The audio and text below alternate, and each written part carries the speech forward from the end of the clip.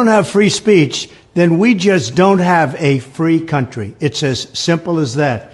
If this most fundamental right is allowed to perish, then the rest of our rights and liberties will topple, just like dominoes, one by one. They'll go down. That's why today I'm announcing my plan to shatter the left-wing censorship regime and to reclaim the right to free speech for all Americans. And reclaim is a very important word in this case because they've taken it away. In recent weeks, bombshell reports have confirmed that a sinister group of deep state bureaucrats, Silicon Valley tyrants, left-wing activists, and depraved corporate news media have been conspiring to manipulate and silence the American people. They have collaborated to suppress vital information on everything from elections to public health. The censorship cartel must be dismantled and destroyed, and it must happen immediately. And here's my plan. First, within hours of my inauguration, I will sign an executive order banning any federal department or agency from colluding with any organization, business, or person to censor, limit, categorize, or impede the lawful speech of American citizens. I will then ban federal money from being used to label domestic speech as mis- or disinformation.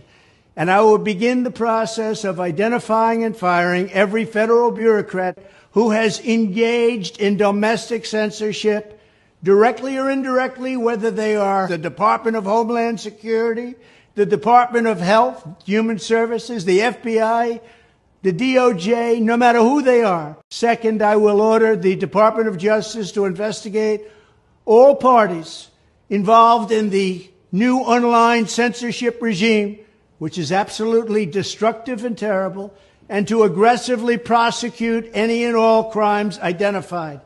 These include possible violations of federal civil rights law, campaign finance laws, federal election law, securities law, and antitrust laws, the Hatch Act, and a host of other potential criminal, civil, regulatory, and constitutional offenses.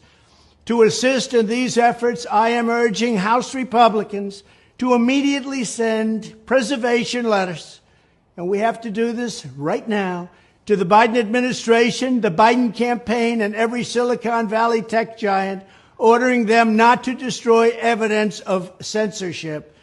Third, upon my inauguration as president, I will ask Congress to send a bill to my desk revising Section 230 to get big online platforms out of censorship business. From now on, digital platforms should only qualify for immunity protection under Section 230 if they meet high standards of neutrality, transparency, fairness, and non-discrimination.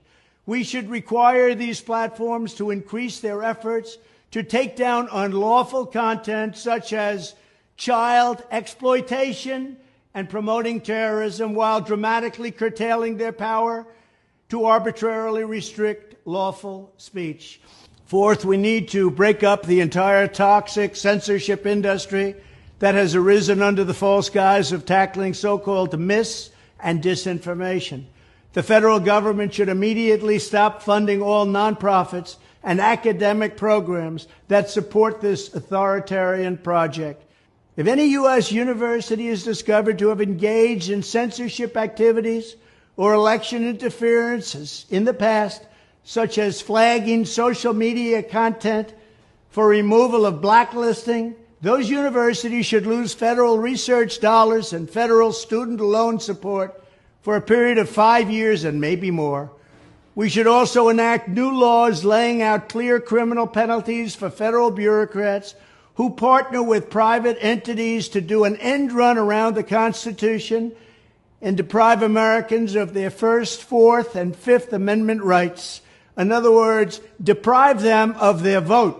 And once you lose those elections, and once you lose your borders like we have, you no longer have a country. Furthermore, to confront the problems of major platforms being infiltrated by legions of former deep staters and intelligence officials, there should be a 7-year cooling-off period before any employee of the FBI, CIA, NSA, DNI, DHS, or DOD is allowed to take a job at a company possessing vast quantities of U.S. user data. Fifth, the time has finally come for Congress to pass a digital Bill of Rights. This should include a right to digital due process. In other words, government officials should need a court order to take down online content, not send information requests such as the FBI was sending to Twitter. Furthermore, when users of big online platforms have their content or accounts removed, throttled, shadow banned, or otherwise restricted, no matter what name they use, they should have the right to be informed that it's happening, the right to a specific explanation of the reason why, and the right to a timely appeal. In addition, all users over the age of 18 should have the right to opt out of content moderation and curation entirely and receive an unmanipulated stream of information if they so choose. The fight for free speech is a matter of victory or death for America and for the survival of Western civilization itself. When I am president, this whole rotten system of censorship and information control will be ripped out of the system at large. There won't be anything left. By restoring free speech, we'll begin to reclaim our democracy and save our nation. Thank you, and God bless America.